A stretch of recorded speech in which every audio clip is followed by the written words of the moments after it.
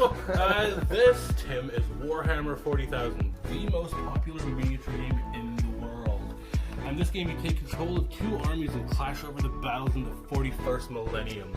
In this instance, we have the Thousand Sons, who are Chaos Marines cursed to be dust and armor for eternity, against Necrons, who are immortal, soulless robots. What are they fighting for?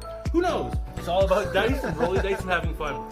Simple game. Your models will have like a movement, a weapon skill, ballistic skill, strength, toughness, wounds, attack, and leadership. And those stats determine how good they are. And what you do is you just roll the dice, compare those stats, shoot people with weapons, and have a great time. Do you want to play? Yes!